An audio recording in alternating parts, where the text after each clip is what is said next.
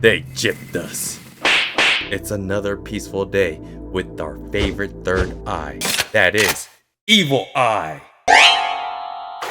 What's a home if you basically have a ticking NTR bomb in Jiji? Realistically, how can you really avoid cold water? You can't. One other alarming dealio is the fact that when Turbo Okuda fought Evil Eye, that was when he was young and at his weakest. Now he is getting older and immensely more powerful than ever. Even Okuda acknowledges this, and this will lead to some more important character development for himself, Jiji, Evil Eye, Momo, but even more so for a girl that's trying to put out Shiratori Ida. This video will be covering Dandadan episode 18, Kazoku ni narimashita, and this episode covers manga chapters 52 through most of 54, because they gypped us. And please check out my previous videos on Dandadan, and right now I am covering the Frieren manga. And please check out my second anime channel, where I'm covering Sword of the Demon Hunter and The Fragrant Flower Blooms with Dignity. To support the channel, please hit the like button, comment down below, sub to the channel, and if you don't, the algorithm will hate me. You know what it is when it comes to Dandadan. From arc to arc, one side catches the NTR while the other suffers the fate of jealousy and insecurity. However, we are not quite there just yet, as it's time for the Hayashi band to arrive to exorcise the evil out of Jiji. Go away. Wait a minute, this is the greatest Japanese heavy metal band ever, X-Japan! Just don't play Endless Rain, because ain't nobody have time for another Evil Eye incident. Although the Hayashi band isn't spirit sensitive, but that's a feature and not a bug for exorcism purposes. Their music is so explosive that it can reach the depths of the underworld. So here we go, round 2. Mic check, mic check. You ready? Cause I'm ready. With the power of heavy metal, Jiji starts to go out of control.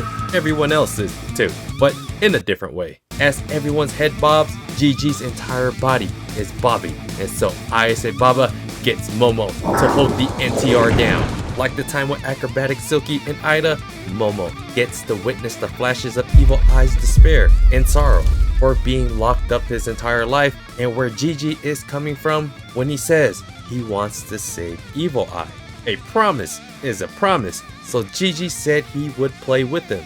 This kid got screwed by the Quito family, more specifically Jennifer Lopez, and so we can't just give up on the children. Seiko calls the awesome concert off and makes Evil Eye a part of the family. The exorcism is now over, when the more logical thing to do was to yeet Evil Eye, but in a shonen we must trust. Ida says the thing if this was actually real life. This is a selfish thing for Jiji to do, not only for inconvenience purposes, but for literally everyone's safety, to take such a big risk in trying to keep Evil Eye in check. However, our other shonen wants to take on the challenge and be a real friend. If Evil Eye is only getting stronger, Okuda will have to get stronger as well. And then Momo starts to blush like she's ready to send some body heat to body heat, like in the previous episode with her fingers in hand, except this time with the bro hug. Nothing gets a girl hot and bothered than a Megane in his loving heart. With the power of love of the shonen you want, Ida wants to support Takakura too. That means all three will be trying to get stronger for Jiji and Okuda. Usually, chest bumps is for positive morale, but these two competing ladies somehow made it not. Jiji feels the love of his new bestie, even though he loves his girl too. He cries in happiness to try to give him a hug, but X-Japan started playing Endless Rain. With this incredible performance from the Hayashi band, they take their leave, and just like Momo said, they'll probably be back. With the house in total shambles, it's time to piece things together with cardboard. And so the training begins for everyone. But first, it's time for Jiji's key training. Seiza! Like that one time Jiji made fun of Momo's finger pose, Momo is getting the last laugh because that's how she's able to use her powers, by keeping her ki below the navel, back straight and immovable. Jiji tries to push her over, but as you can see, the training works. As Jiji learns to capitalize on his natural talents, he may soon be able to keep control of Evil Eye one day. 'Tis late at night of restlessness, and anytime Jiji is missing, it's better to be safe than sorry. Jiji flushes the toilet, and when Jiji takes a number 2, wouldn't it splash? We ask the real questions here on this channel. They could have just exorcised Evil Eye, but no! It's for the children of the afterlife, and for the fact that controlling Evil Eye and making his spirit lean for the greater good could reap rewards down the line. Okuren makes sure the sink is hot so Jiji isn't walking around filthy. Momo opens the slide door looking crazy, and Ida is even crazier with that Snorlax position. If everything is Daijobu, then everything is Daijobu. With the house falling apart and Okuren patching things up, it's a perfect time for some more character development. Jiji has a good heart and knows that yeeting the Evil Eye feels totally wrong. At the same time, Jiji understands that him keeping Evil Eye alive is a massive burden on everyone else, which leads to Okuren and Ayase Baba heartfelt character development. When Okuren first got taken over by Turbo Baba and lost his golden balls, it was the Ayase family that was there to take care of him. Okuren felt so bad that he actually started delivering newspapers. Is that still a thing? Once he had a large sum of money for a high schooler, he tried to repay it to Ayase Baba, but no. She tells him there is no need and maybe he should just help the next person that is in need of some help. It's a very cool thing for Seiko to do and a great lesson to pass on. However, I will caveat this with the fact that there are a ton of ungrateful, narcissistic leeches out there. Help people, but make sure they're helping themselves too. And that is why it's okay to help Jiji with this Evil Eye situation. There's a light at the end of the tunnel, and it's the fact that we know Jiji is already a spiritual genius. Narratively, this sets up for some nice, massive rewards down the line. Or are they totally gonna regret it?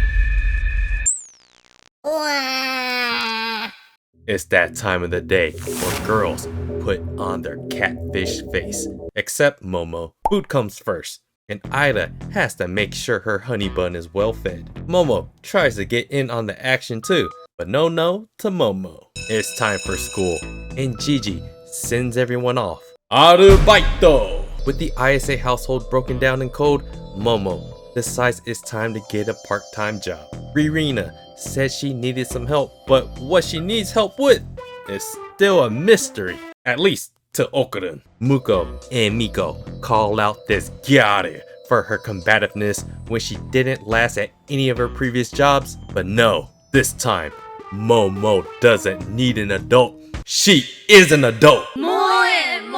Muko and Miko pulls up to Okuren's desk to tell him you can't go home with Momo today because she got a bite though. Which means it's time to steal Okuren for a group date.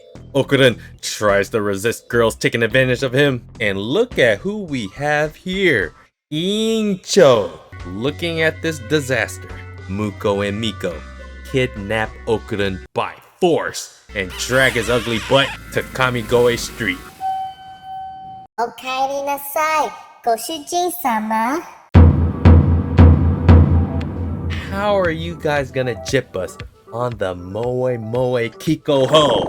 That would have been a great end, wouldn't it? But no, they had to cliffhanger us. I love the fact that they already gave it to us in the trailer, but Whatever. Besides the bit of disappointment, there's actually a lot that went on in this episode. First, the Hayashi band being renamed as Hayashi with the extra I. That was a slight change in the manga where they were just referred to as just the Hayashi band. Maybe that might have been in the Japanese manga, but in the English translation, it was just Hayashi band. The fact that the anime went all out and got Taniyama Kisho of Grand Rodeo to perform like an entire song, that was pretty cool. I love the fact that Dandadan has the budget and has like the willpower of creativeness to make it as good as possible.